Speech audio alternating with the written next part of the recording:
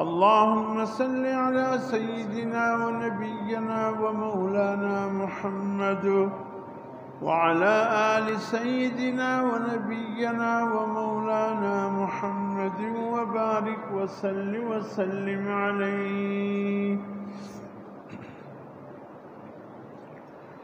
یہ جو باہر دوست و احباب بیٹھے ہیں ان سے درخواست ہے کہ مسجد کے اندر آ جائیں۔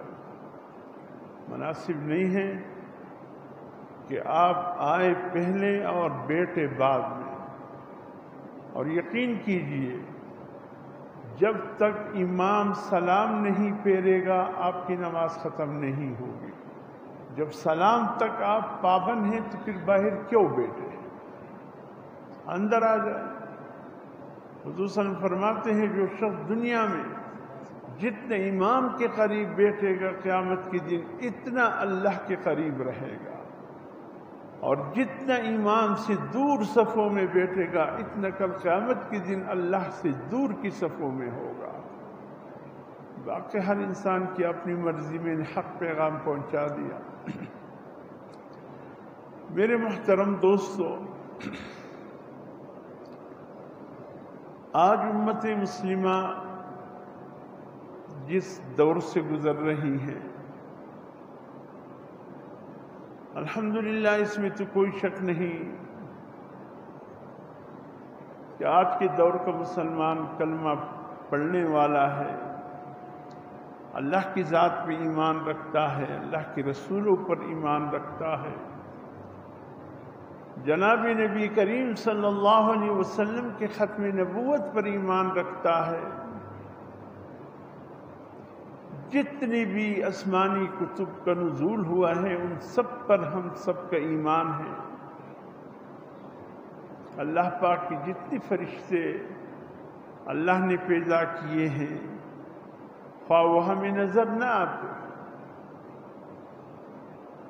عرش کے تامنے والے فرشتے ہو کہ عرش کے ساتھ ساتھ اللہ کی تسبیح تحمید تحلیل کرنے والے فرشتوں ہو، سدرۃ المنتہا پہ ہو کہ ساتویں آسمان کو جنہوں نے گھیر رکھا ہے، چھٹے پانچویں چوتھے تیسرے دوسرے پہلے آسمان کے فرشتے، حضور صلی اللہ علیہ وسلم فرماتے ہیں اللہ نے ساتوں آسمان پیدا کیے ہیں، فرمائے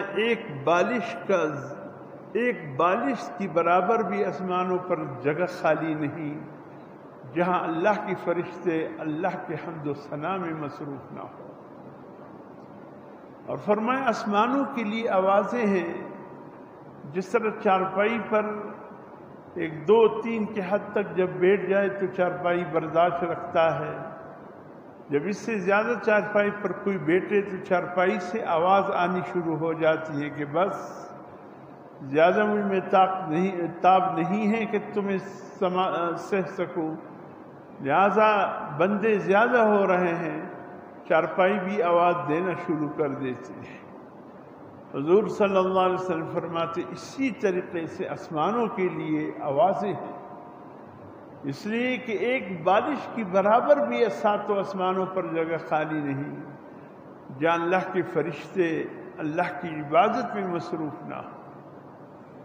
کوئی قیام میں ہے، کوئی رکوع میں ہے، کوئی سجود میں، کوئی قعود میں۔ یہ نماز جو فرشتوں کی عبادت کا مجمع ہے اللہ نے اس امت کو عطا فرمایا۔ اس میں قیام بھی ہے جو فرشتوں کی عبادت سے لیا گیا، اس میں رکوع بھی ہے جو فرشتوں کی عبادت سے لیا گیا، اس میں سجود بھی ہے جو فرشتوں کی عبادت کا حصہ ہے، اور اس میں قعود بھی ہے، اتحیات کی شکل میں بیٹھنے بھی ہے جو فرشتوں کی عبادت سے لیا گیا۔ اللہ کو فرشتوں کی عبادت بہت پسند ہے، اس لیے اللہ نے اسی کا مجموعہ اس امت کو حضور صلی اللہ علیہ وسلم کی برکت سے عطا فرمایا۔ تو میرے محترم دوستو، فرمایا ایک بالش کی برابر جگہ آسمانوں پر خالی نہیں جہاں اللہ کے فرشتے اللہ کی عبادت میں مصروف نہ ہو۔ پھر پہلے آسمان کے نیچے کے حصے میں فرشتے ہیں، پھر وہ فرشتے ہیں کہ نظام کائنات کو اللہ کے حکم سے سنبھالا ہوا ہے، فضائی فرشتے ہیں، پھر ہوا میں اڑنے والے خلا کے نیچے فرشتے ہیں، خلا سے اوپر فرشتے ہیں، پھر روئے زمین پر فرشتے ہیں۔ حضور صلی اللہ علیہ وسلم فرماتے ہیں ہر انسان کی حفاظت کے لیے اللہ نے فرشتے مقرر کیے، اور فرمایا جب تم صبح کو جاگو اور اپنے اعضاء کو سالم سلامت محسوس کرو، فرمایا ہر انسان کی بدن میں 360 جوڑ ہے، ہر جوڑ کی حفاظت کے لیے اللہ نے فرشتہ رکھا ہے، اور جب صبح کو اٹھو اور تمام جوڑ تمہارے صحیح ہو، اللہ کا شکر ادا کرو اور ہر جوڑ کی بدلے میں صدقہ کرو۔ صحابہ نے عرض کیا یا رسول اللہ صلی اللہ علیہ وسلم اتنا روزانہ صدقے کون کر سکتا ہے؟ ہمارے ذہن تو بس اتنے ہی ہوتے ہیں، ہم سمجھتے ہیں صدقہ پیسوں کا نام ہے، روپیہ کا نام ہے، بس ہر جوڑ کے بدلے میں روزانہ رقم دیتے جاؤ۔ تو صحابہ بھی یہی سمجھ بیٹھے کہ صدقہ شاید قربانی کا نام ہے، جانور ذبح کرنے کا نام ہے، یا روزانہ رقم صدقہ کرنے کا نام ہے، اس لیے بول اٹھے، فرمانے لگے کہ اللہ کے رسول روزانہ 360 صدقے کس انسان کی بس میں ہیں کہ وہ اللہ کے حضور پیش کرے؟ حضور نے فرمایا میں نے تو یہ نہیں کہا کہ 360 بکرے ذبح کرو، گائے ذبح کرو، یا روزانہ اتنا صدقے رقم دے دو، نہیں، الحمدللہ کہنے بھی صدقہ ہے، سبحان اللہ کہنے بھی صدقہ ہے، اللہ اکبر کہنے بھی صدقہ ہے، لا الہ الا اللہ کہنے بھی صدقہ ہے، سبحان اللہ والحمدللہ ولا الہ الا اللہ واللہ اکبر کہنے بھی صدقہ ہے، سبحان اللہ العظیم و بحمدہ کہنے بھی صدقہ ہے، تیسرا کلمے کا ایک بار پڑھنے بھی صدقہ ہے، کسی کو نیکی کے بعد بتلانا بھی صدقہ ہے، کسی کو برائی سے روکنے بھی صدقہ ہے، اور اللہ پاک کے حکم کو ماننا، اس پر چلنے بھی صدقہ ہے، جن چیزوں سے منع کیے گئے رکنا وہ بھی صدقہ ہے۔ صدقہ کوئی مشکل کام تو نہیں ہے، ہر انسان بیٹے بٹائے 360 صدقوں کا شکرانہ اللہ کے حضور پیش کر سکتا ہے، کیا مشکل ہے؟ اب کتنے فرشتے ہیں؟ وَمَا يَعْلَمُ جُنُودَ رَبِّكَ إِلَّا هُوَ وَمَا هِيَ إِلَّا ذِكْرَىٰ لِلْبَشَرِ، نہیں معلوم ہے کہ اللہ کے لشکر فرشتوں کی تعداد کتنی ہے، اللہ در حقیقت اپنے لشکر کو خوب جانتا ہے، لیکن ہمیں یہ کہا گیا کہ تم ایمان رکھو۔ مسجد میں فرمایا جب کوئی 2 رکعت نفل پڑھے،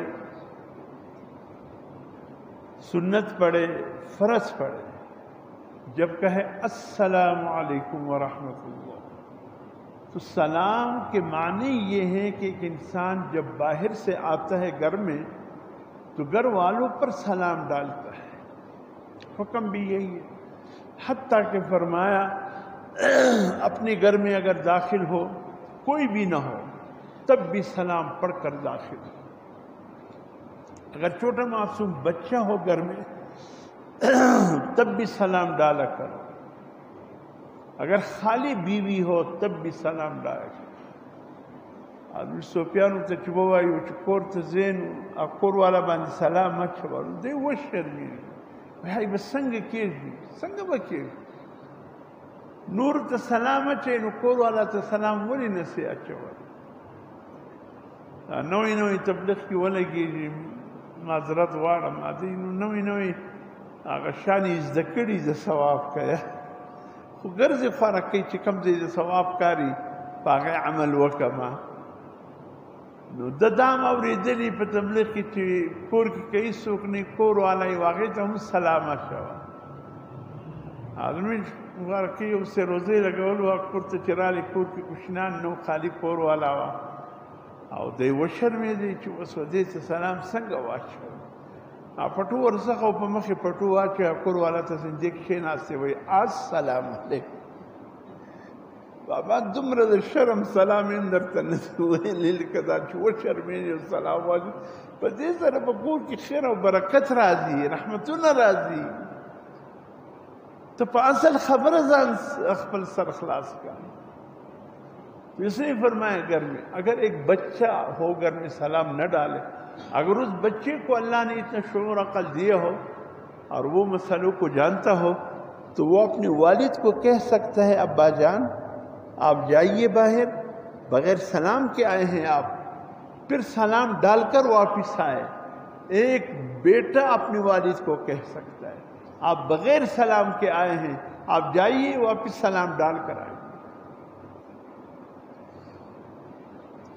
تو اس لیے میرے محترم دوستو، جب انسان باہر سے گھر میں آتا ہے یا کسی سے ملتا ہے تو سلام ڈالتا ہے. تو جب آپ نماز پڑھ کر مسجد میں ہو گھر میں ہو سلام مسجد جب نماز سے نکلتے ہیں سلام کہہ کر نکلتے ہیں. غالباً ترمذی شریف کی بالکل ابتدا ہے، پہلے حدیث سے، کتاب الطہارت کی پہلے حدیث ہے کہ جس میں حضور صلی اللہ علیہ وسلم فرماتے ہیں کہ سلام تحریم حد تکبیر و تحلیل حد سلام. یہ حدیث ہے حضور صلی اللہ علیہ وسلم کہ نماز کو حرام کرنے والی چیز تکبیر تحریمہ ہے. یعنی جب آپ نے تکبیر تحریمہ کر دیا، کہہ دیا، اب بولنا بھی حرام، کھانا بھی حرام، کسی سے بات چیت بھی حرام. تو نماز میں چیزوں کو حرام کرنے والی چیز تکبیر تحریمہ ہے. آپ کی تکبیر تحریمہ سے نماز میں ہر چیز حرام ہو گئی سوائے اس کے کہ جو اللہ اور اس کے رسول نے بتایا. نہ بات چیت کر سکتے ہیں، نہ آپ ابتدا میں جب نماز فرض ہوا ابتدا میں تو یہ حکم آیا کہ جو شخص آتا تھا نماز کے لیے ساتھ والے سے پوچھتا تھا بھئی کتنی رکعتیں ہو گئی؟ وہ کہتا 2 ہو گئے، 2 باقی ہے، ظہر کی ہیں یا عشاء کی یا عصر کی، 2 رکعتیں ہو گئی، 2 باقی ہے. تو یہ پہلے اپنے وہ 2 دہراتا پھر امام کے ساتھ شامل ہو جاتا. جب اللہ کی طرف سے یہ حکم نازل ہوا کہ نماز اللہ سے بول چال کا ذریعہ ہے، نماز اللہ کے ایک زبردست عبادت کا ذریعہ ہے، لہذا آئندہ بول چال نماز کے اندر بند. یہ حکم تو نازل ہوا، حضور صلی اللہ علیہ وسلم نماز پڑھانے لگے. ایک صحابی کو علم نہیں تھا کہ یہ حکم نازل ہوا. وہ آیا ساتھ والے کو دیکھنے لگا اور کہا کتنے رکعتیں ہو گئی؟ اب وہ جو نماز میں تو اس نے ایسے گور کے دیکھا کہ بھئی ابھی حضور سے اس کا حکم نہیں سنا کہ نماز میں بات چیت حرام ہو گئی.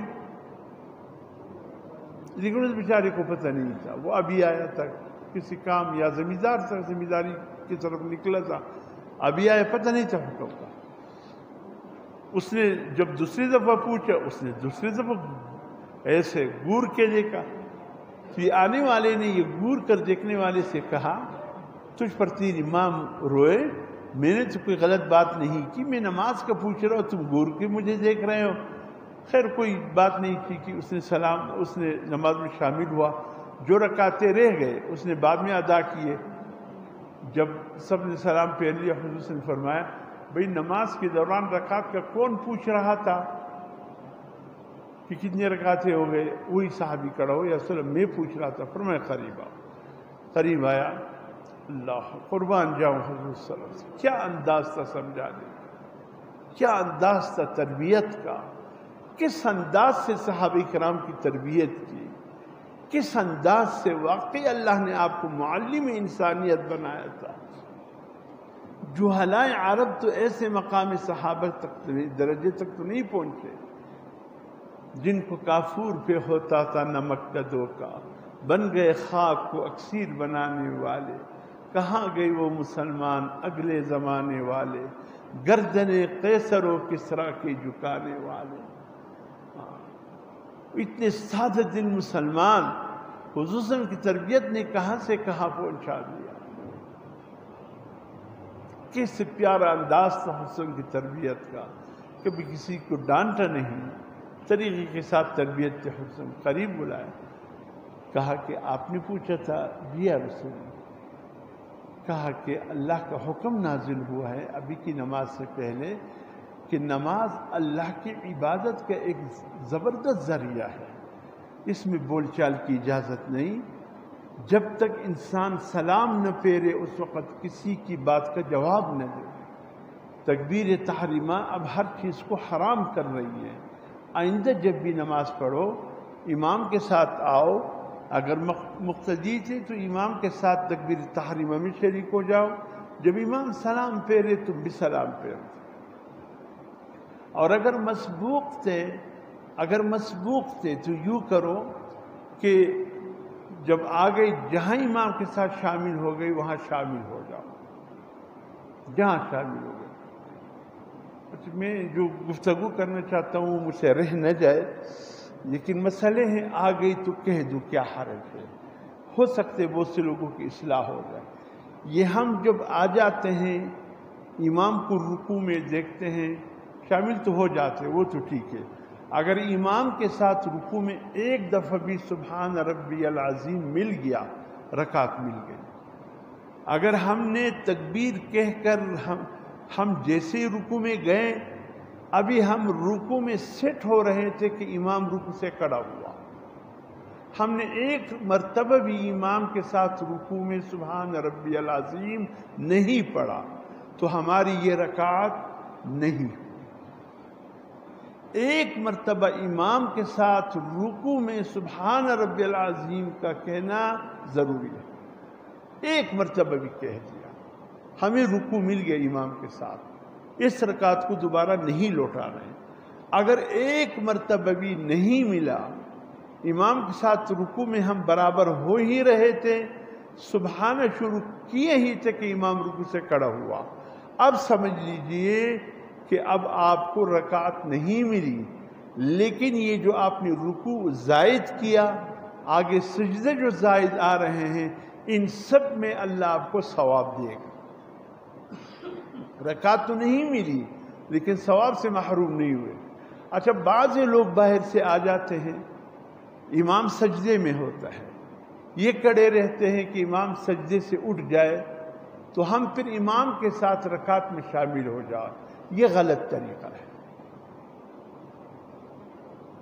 امام سجدے میں ہو، پہلا سجدہ ہے کہ دوسرا سجدہ، لیکن امام حالت سجدے میں ہیں، ہم باہر سے آ جائے اور سجدے میں شامل نہیں ہو رہے ہیں اور کڑے ہیں کہ جب امام سجدے سے اٹھ جائے گا تو ہم قیام میں امام کے ساتھ رکعت کو حاصل کر لیں گے، یہ طریقہ غلط ہے. امام کو جہاں بھی ہم پائے امام کے ساتھ شامل ہو. اگر امام سجدے میں تھا، ایک صحیح یا دو صحیح، اگرچہ رکعت تو ہمیں نہیں ملی لیکن سجدے کے ثواب سے تو محرومی نہیں ہوگی. یہ سجدے کا ثواب تو مل جائے گا. ہم کیوں انتظار کرتے کہ امام سجدے سے کھڑا ہوگا تو ہم شامل ہو جائیں گے؟ یہ انتظار غلط ہے. جب آگے امام سجدے میں شامل ہو جائے فوراً، کم از کم سجدے کا ثواب تو مل جائے گا. تو اس لیے میرے محترم دوستو، جہاں جتنی رکعت پا لیا امام کے ساتھ پڑھ لیا. امام جب اب سلام پھیرنے لگا ہے، جب امام پہلا سلام پھیرنے لگے، بات آگے کہہ دیتا ہوں، تو آپ پہلا سلام، چونکہ آپ نے تو نہیں پھیرنا ہے، آپ مسبوق کے ایک رکعت دو رکعت آپ کی چلی گئی امام کے ساتھ. جب امام دائیں طرف سلام پھیر رہا ہے، آپ نے تو سلام نہیں پھیرنا ہے، لیکن آپ نے اس وقت کھڑا بھی نہیں ہونا ہے اپنی اگلی رکعت کے لیے۔ کھڑا کیوں نہیں ہونا ہے؟ امام نے تو ایک طرف سلام پھیر دیا، اس لیے آپ نے اپنے نماز کو پورا کرنے کے لیے کھڑا نہیں ہو رہا ہے کہ ہو سکتا ہے امام سجدہ سہوی میں چلا جائے، امام سے کئی خطا ہوئی ہے نماز میں، ہو سکتا ہے کہ امام سجدہ سہوا کرے، تو اس لیے پہلی سلام جب امام پھیرے آپ نے پھیرنا نہیں ہے، کھڑا بھی نہیں ہونا ہے۔ جیسے ہی امام دوسری طرف سلام پھیرنے لگے فوراً اپنی اگلی رکعت نماز پورا کرنے کے لیے کھڑے ہو جاؤ، اب یقین ہوگی کہ امام کی نماز صحیح ہے، پوری کر لیا۔ تو اس لیے ایک سلام پھیرنے کے بعد دوسرا سلام امام کا انتظار کرو، فوراً کھڑے مت ہو سکتا ہے کہ امام سجدے سہو کی حالت میں ہو اور پھر آپ کا بجائے اوپر سے آنا امام کے ساتھ پھر سجدہ سہو میں شامل ہونا گڑبڑ ہو جائے۔ تو حضور صلی اللہ علیہ وسلم نے فرمایا جب سلام پھیر دیا امام نے، آگے جتنی رکعت آپ کی رہ گئی ہیں وہ اس ترتیب سے ادا کرو جس ترتیب سے آپ کی رہ گئی ہے۔ آپ نے وہ ترتیب نہیں بنانی جو آپ کے ذہن میں آ رہی ہے۔ اب ترتیب کیا ہے؟ ترتیب یہ ہے کہ مثلا آپ کے ایک رکعت چلا گیا ہے، اب جب امام نے 4 رکعت والی نماز ہے سلام پھیر دیا، ظہر کی نماز، عصر کی، عشاء کی، آپ جب کھڑے ہو جاؤ گے اپنی دوسری رکعت کے لیے، یہ آپ کی دوسری رکعت تو ہوگی، لیکن اس کے بعد آپ نے تیسرے کے لیے کھڑا نہیں ہونا ہے، آپ نے اتحیات پڑھنی ہے۔ اس لیے کہ بیچ کی اتحیات جو امام کے ساتھ آپ پڑھ رہے ہیں وہ مجبوری کا ہے، امام کی اتباع کی وجہ سے آپ نے کر لی۔ امام کی اتباع کے بغیر آپ چل نہیں سکتے ہیں۔ اگر آپ وہاں نہ بیٹھتے تو امام کی اتباع نہ ہوتا، تو وہاں آپ کے لیے بیٹھنے کی اجازت نہیں تھی، آپ بیٹھ گئے، اس لیے بیٹھ گئے کہ امام کی اتباع ضروری تھی۔ اب یہاں آپ نے اس لیے بیٹھنا ہے کہ اب آپ کے اختیار ہے اور حکم بھی یہی ہے۔ اس کے بعد جو آخری 2 رکعتیں رہ گئے ہیں ان کی بیچ میں پھر نہیں بیٹھنا ہے، وہ یہ کہ بعد دیگریں پوری کرنی ہے۔ جس ترتیب سے آپ کی نمازیں گئی ہیں اس ترتیب کے ساتھ۔ اگر آپ لاحق ہیں، یہ تیسرا قسم کا مقتدی ہے۔ ایک مقتدی ہے اول سے آخر تک امام کے ساتھ شریک ہے، ایک مسبوق ہے جس کی ابتدائی نماز امام کے ساتھ چلی گئی ہے، ایک لاحق ہے۔ لاحق اس مقتدی کو کہا جاتا ہے جو ابتدا میں امام کے ساتھ تو شریک ہے، پہلی رکعت امام کے ساتھ پڑھ لیا، جب دوسرے کے لیے کھڑا ہو رہا ہے، انسان ہے بتقاضے انسان کے، کبھی پیٹ پھول جاتا ہے، کوئی ہلکی سی جنبش ہو جاتی ہے، بعد وغیرہ کی شکل میں کچھ محسوس ہونے لگتا ہے، یا کہیں سے خون اس کو آثار نظر آ گئی کہ خون نکلا ہے۔ اب آپ کی ایک رکعت تو ہو گئی امام کے ساتھ، سلام نہیں پھیرنا ہے، آپ سیدھا جائیں وضو کیجئے، وضو میں کسی سے بات چیت نہ کیجئے، بات چیت کسی سے نہیں کرنا ہے، وہاں جا کر یہ آپ کا نماز میں چلنا ہے، ابھی تک آپ کا نماز نہیں ٹوٹا ہے، یہ جو آپ چل کر وضو کرنے کے لیے جا رہے ہیں یہ حالت نماز ہے۔ اگر کسی کے سلام کا جواب بھی دیا پھر آپ کی نماز ٹوٹ جائے گا۔ نہ سلام کا جواب دینا ہے، نہ کسی سے بات چیت کرنی ہے، جا کر وضو بنا کر اگر اسی جگہ آ سکتے ہو آ جاؤ، نہیں تو بڑی مسجد ہے کوئی اور جا چکا ہوگا، جہاں جگہ ملے وہاں بیٹھ جائے، جتنے رکعت باقی ہیں امام کے ساتھ پڑھ لے، جو بیچ کے رہ گئے ہیں وہ امام کے سلام کے بعد لوٹا دے۔ آپ لاحق ہیں اول آخر آپ کے امام کے ساتھ، بیچ کا آپ کے امام کے بغیر، لیکن آپ کی نماز مکمل ہو جائے گی۔ لیکن مسئلہ مشکل ہے، بس پھر آپ یوں کیجئے، وضو کر کے آ جائیں، امام اگر سلام امام نے نہیں پھیرا تھا آپ پھر اسی جگہ اثر نو شروع کر دے، اگر امام سلام پھیر چکا ہے نماز کو اثر نو لوٹا دے، آپ کی سہولت کے لیے۔ ورنہ مسئلہ وہ ہے جو میں بتا چکا ہوں۔ تو جب آپ سلام ڈالتے ہیں، یہ سلام کس کو ڈالتے ہیں؟ حضور صلی اللہ علیہ وسلم فرماتے جب آپ نے یوں السلام علیکم کہنا ہے، بس یہ ورطانات سے سلام دی واچا ہوئی پا مزغی کی دام نراجی دا سلام میں وہ چھاتا واچا ہوئی دو تو سوک نستا، یہاں تو کوئی ہے نہیں، یہ سلام میں نے کس کو ڈالا؟ حضور صلی اللہ علیہ وسلم نے فرمایا نہیں ہے، انسان بھی بیٹھے ہیں، فرشتے بھی بیٹھے ہیں۔ آپ جب سلام ڈال رہے ہو تو آپ کو اپنی نیت میں یہ لے آئے کہ میرے بائیں طرف جتنے لوگ ہیں میں ان سب کو سلام ڈال رہا ہوں، اور میرے دائیں طرف جتنے فرشتے ہیں میں ان سب کو سلام ڈال رہا ہوں، اگر کوئی بھی نہیں کرام کاتبین تو ہے، میں اس کو سلام ڈال رہا ہوں۔ تو سلام میں یہ نیت کرنی، دائیں طرف بھی یہ نیت، بائیں طرف تو اس لیے حضور نے فرمایا سلام کے بعد اب چیزیں تمہارے لیے حلال ہو گئی۔ تو اس لیے میرے محترم دوستو، یہ مسجد بھی فرشتوں سے بھرے ہوئے ہیں۔ یہ مت کہو مساجد اللہ کے اس معصوم مخلوق سے خالی ہے۔ اس لیے حضور صلی اللہ علیہ وسلم فرماتے ہیں مسجدوں میں بدبودار آوازیں مت چھوڑو، یعنی بات وغیرہ انسان بے بس ہے، فرمایا اگر ایسا کوئی تقاضا ہو باہر جائے، مسجد کی حفاظت کرو کہ فرشتوں کا ماحول ہے۔ نمبر 2 فرمایا کچا لہسن یا کچا پیاز کھا کر مسجدوں میں نہ آؤ، اس لیے کہ اللہ کے مخلوق فرشتے اس مسجد کے ماحول میں رہتے ہیں، ان کو تکلیف پہنچتا ہے۔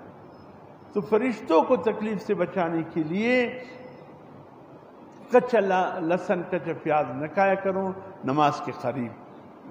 حرام نہیں ہے، کھا سکتے ہیں، لے سکتے ہیں، نماز کے قریب مت لو کہ اس کی بدبو بہت وقت تک منہ میں رہتی ہے، اور فرشتوں کو سب سے زیادہ اذیت تکلیف کچا لہسن اور کچا پیاز کے استعمال اور اس کا بو میں منہ میں رہ جائے اس سے ہوتی ہے۔ ایک قدم آگے بڑھتا ہوں، محسوس نہ کرنا، اچھا ہے کسی کی اصلاح ہو جائے گی۔ آپ کی سگریٹ پینا آپ کا نسوار رکھنا، اگر منہ سے اس کا بدبو زائل نہ ہو پھر بھی فرشتوں کو تکلیف ہوتی ہے۔ آپ ډېر خلک لیټ پاتې شو کې واچي دلته کښېږي، خدای ځین لرې کړی، زه په خپله د نسواري سره زندې کښېنم په خدای چې الټۍ راځي ګر سره، دی ځینې خدای بیزاره کړی یم، وایم لرې سم که د دا بوی په ما ولګېد، وایم چې باقی ووهه چې کم سړی ایش دي څنګه ایش دي، دا د ده همت دی، خوا به نه به ډبیان چې دي خو سره یو پاو راواخلي او خولې ته یې ور واچي، هغه یو پاو والا ته زه حیران یم چې څنګه یې برداشتوي، په ټوشو کې چې لیدوا کښېږدي بیا یې په هغه دغه کې هغه لا صفایي یو څه نه څه اسانه ده، ګر سره چې دا یې نه کولې خو ډېره ښه خبره وه، لیکن هغه یو پاو چې راواخلي ورواچي چیرې ولاړه په سم طریقې ما دا به یو نسواري سره کښېنم دا به هم یو تربیت یې دی دا که چې همیش خو به یې تېر کړو در سره مې کوئ ورک کړئ ادمي خوا به نه به دی بیا یو پلا خبره کوم ته وایې حرام خو نه دي یا حرام هم نه دي مباح لیکن زموږ یو استاد هغه به ویل دا د جهنمیانو غول بلا خبره به نه کول، انا سوار ته به ویل دا د دوزخیانو غول څنګه په خوله کې اچولي، قرار ادمي سره حج ته چې ولاړ سي نسواریان را سره کاکا اوس خو نسواري لکه خو بیت الله ده، طواف ده، عمره ده، هکاري صاحب بس قسم دی پرېم شول کچرو ډبې چې دی ور واچي نیمه شپه د کړس اواز دی، زه وګورم دی حاجي صاحب څه ګورې؟ هغه نسوار مې چیرې تس کړی و، خوب نه راځي کاري نو زه ورته وایم په یو پلان مه یې لکه وایي کرار یې لکه من حضرت مولانا غلام نبی صاحب رحمت الله علیه سلسله نقشبندي استاد به ویلې د یو سړي سره درواغ به ډېر ویل چې د درواغ سره مو رښتیا ته اړه وي، 40 کاله تېر شو دی په اسانه درواغ نه دی پرېښي، نو دا څومره نسواریان دي سګرټ ته بیړ په یو پلان نه دغه کېږي، کرار اگر کوئی سگریٹ روزانہ 20 پیتا ہے 18 پر لائے، 18 پیتے 16 پر لائے، 10 پر لائے، آہستہ 1 پر لائے، روزانہ 1 ہی، انشاءاللہ ایک دن آئے گا چھوٹ جائے گا۔ جس نے یہ کہا کہ بس ڈبہ میں نے پھینک دیا، سوال ہی پیدا نہیں ہوتے کہ یہ سگریٹ چھوڑ دے، سوال ہی پیدا۔ تو اس لیے میرے محترم دوستو، حضرت عمر فاروق آئے، فجر کی سنتیں پڑھنے لگے، ایک شخص قریب آیا، آپ کے قریب مسجد نبوی میں، وہ بھی سنت کی نیت کرنے لگا۔ آپ نے محسوس کیا کہ اس کے منہ سے پیاز، کچا پیاز کا بو آ رہا ہے۔ آپ نے اس کو کہا جوتے کہاں ہیں؟ کہا وہ کہا اٹھاؤ۔ آپ نے بھی جوتے پہنے، باب البقی جہاں حضور صلی اللہ علیہ وسلم پر سلام پڑھ کر جو نکلتے ہیں، باب البقی سے آپ بھی نکلے، اس کو بھی ہاتھ سے پکڑا، بالکل باب البقی کے سامنے ہی جنت البقی ہے، وہاں سیدھا لے کے جنت البقی کے قبرستان میں لا کر کھڑا کیا، فرمایا تمہارے کھڑے ہونے کی جگہ یہ ہے، مسجد نبوی نہیں ہے۔ اتنا شدت دکھایا کہ کچا پیاز کھا کر تم حضور صلی اللہ علیہ وسلم کی مسجد میں کیسے آ گئے، تکلیف پہنچانے کی۔ تو اس لیے اس سے تکلیف پہنچتا ہے۔ میرے محترم دوستو، یہ بہت سی چیزیں ہمیں ایسی مل گئی کہ یہ رسم اور رواج، حضور صلی اللہ علیہ وسلم نے جو آخری حج کے موقع پر فرمایا، لوگوں 2 چیزیں چھوڑ کے جا رہا ہوں، 2 چیزیں انتہائی مضبوط پہاڑ کی شکل میں، انتہائی مضبوط چٹان کی شکل میں، کبھی بھی تم گمراہ نہیں رہو گے اگر ان 2 چیزوں کو تم مضبوطی کے ساتھ تامے رکھو گے، کتاب اللہ و سنتی۔ فرمایا ایک میں اللہ کا کتاب تم میں چھوڑ کے جا رہا ہوں، ایک اپنا طریقہ سنت کا تم میں چھوڑ کے جا رہا ہوں۔ فرمایا اگر قرآن کے دامن سے وابستہ رہو گے، اگر سنت کے دامن سے وابستہ رہو گے، کبھی بھی تم گمراہ نہیں ہو گے۔ جب بھی گمراہی کی طرف لوٹو گے، اس وقت لوٹو گے جب قرآن تمہارے ہاتھوں سے چھوٹ جائے گا، اور جب حضور صلی اللہ علیہ وسلم کا طریقہ اور سنت تم سے چھوٹ جائے گا۔ آج بہت سی چیزیں حضور صلی اللہ علیہ وسلم کی زندگی سے ہٹ کر ہماری زندگیوں میں آ گئے ہیں، اس کو ہم دین سمجھنے لگے۔ ہمارے جنازے کے سلسلوں کو دیکھیے، ہمارے شادی کے سلسلوں کو دیکھیے، الا ماشاء اللہ ایک عدد اس میں سنت ہوگا جس میں عمل ہوگا، باقی سب رسم و رواج۔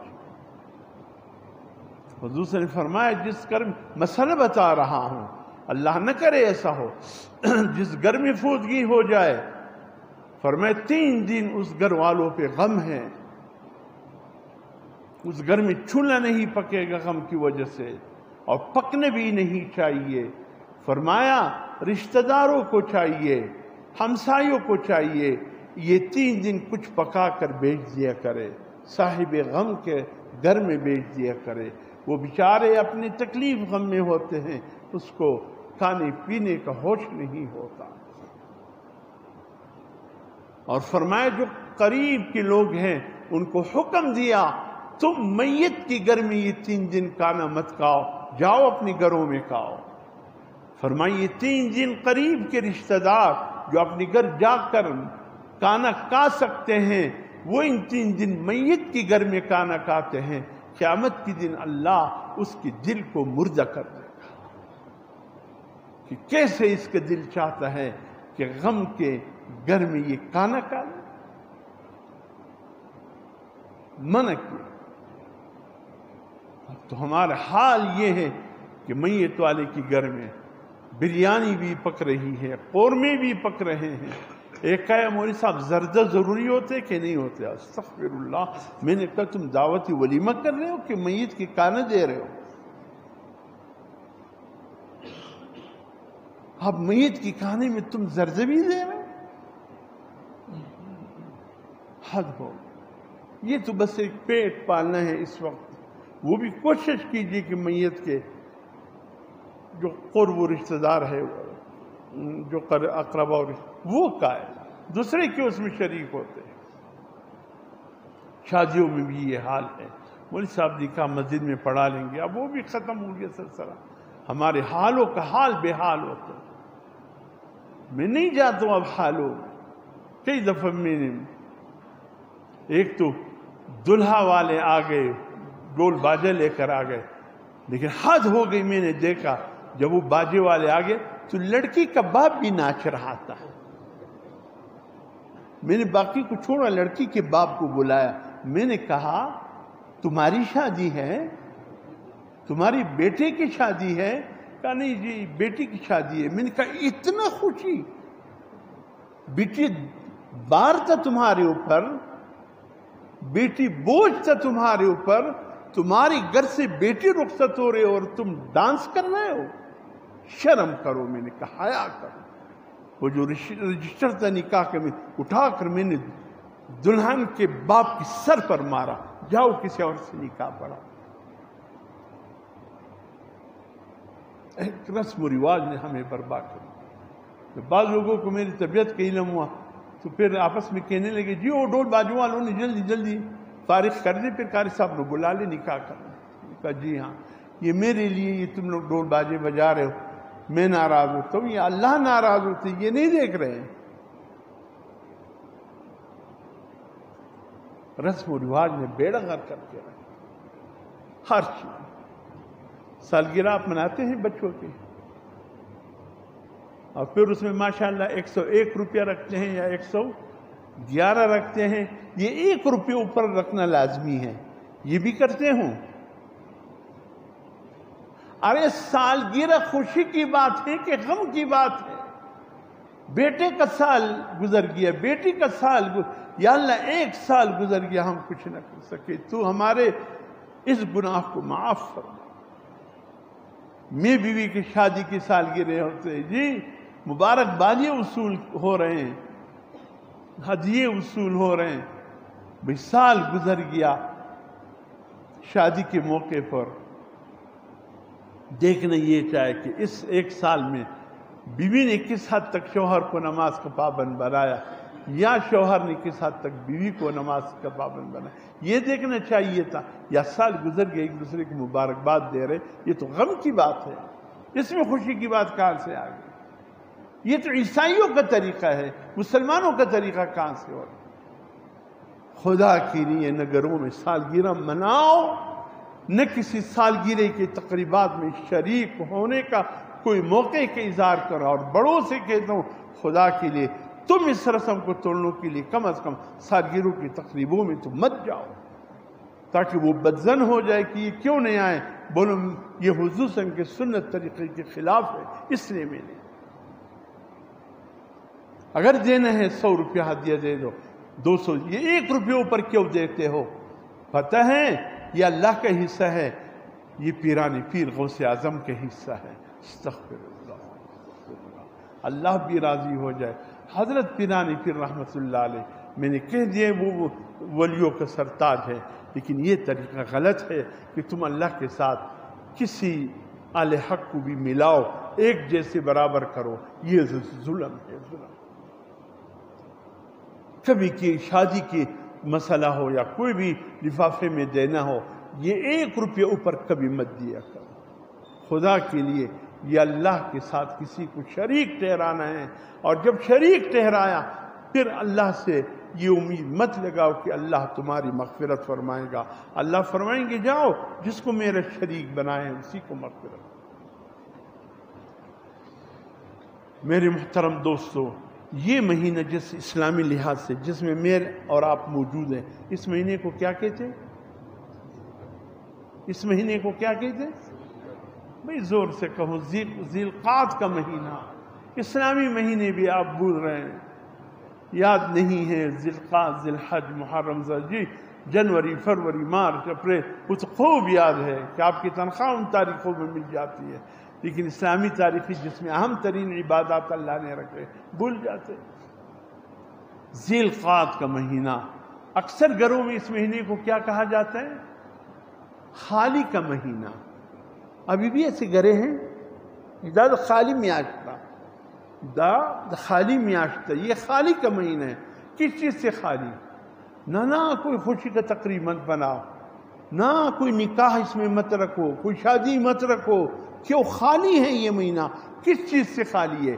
برکت سے خالی ہے، رحمت سے خالی ہے. استغفر اللہ، اللہ نے ہمیں ایسا مہینے بھی دیے جو خیر سے خالی ہے. اتنا بڑا ظلم اللہ نے ہم پہ کیا ہے. یہ خود ساختہ ہم نے بنائے ہیں. اللہ اور اس کے رسول کا کوئی حکم نہیں ہے کہ یہ خالی کا مہینہ ہے. یہ اتنا زبردست مہینہ ہے. جتنے حجاج حج کے لیے جا رہے ہیں سب ذوالقعدہ کے مہینے میں جا رہے ہیں.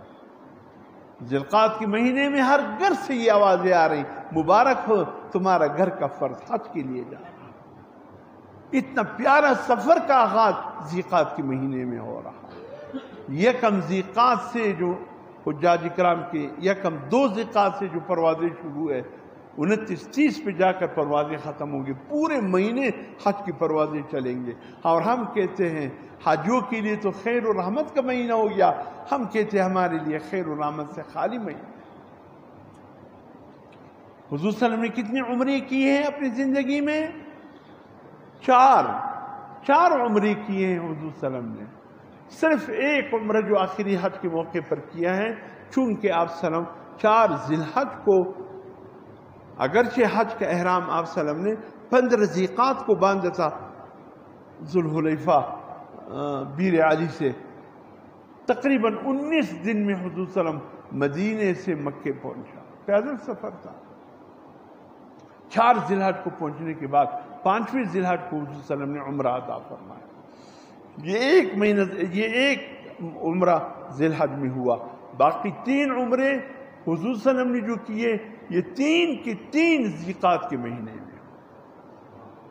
حضور صلی اللہ علیہ وسلم کے لیے تو رحمت کا مہینہ تھا، ہمارے لیے عذاب کا مہینہ بن گیا، رحمت سے خالی بن گیا. یہ کچھ موقع پر جب حضور صلی اللہ علیہ وسلم نے خواب دیکھا اور آ گئے، پھر حدیبیہ کے موقع پر کفار کے ساتھ طے پا گیا کہ اس سال نہیں آئندہ سال. پھر حضور صلی اللہ علیہ وسلم نے فرمایا بے احرام کھولو. جب احرام باندھ لیا اور روک دیے گئے عمرے سے تو اس کے احرام کھولنے کا اب طریقہ یہ ہے کہ آپ کسی کو یا خود حدود حرم میں پہنچ کر جانور ذبح کرو. جیسے ہی جانور ذبح ہوگا آپ یہاں بغیر بیت اللہ کے احرام کے طواف کے احرام کھول لینا. جب تک وہ جانور ذبح نہ ہو اس وقت تک آپ احرام نہیں کھول سکتے. حضور صلی اللہ علیہ وسلم نے اعلان فرمایا کہ بھئی احرام کھول دو، معاہدہ ہو گیا. لیکن کوئی صحابی تیار نہیں ہے احرام کھولنے کو. بڑے پریشان ہوئے حضور صلی اللہ علیہ وسلم. آئے عائشہ نے پوچھا وسلم آپ بڑے پریشان ہیں؟ فرمایا معاہدہ ہو گیا، کوئی احرام نہیں کھول رہا ہے. تو عائشہ بھی بڑی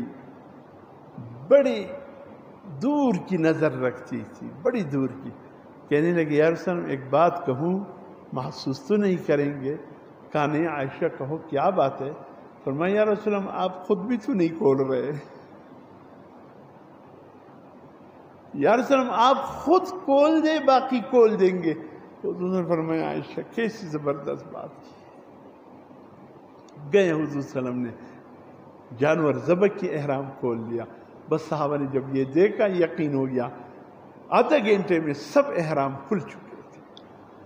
پھر آئندہ سال حضور صلی اللہ علیہ وسلم نے عمرۃ القضاء کے حوالے سے دوسرا ذی القعدہ میں عمرہ کیا.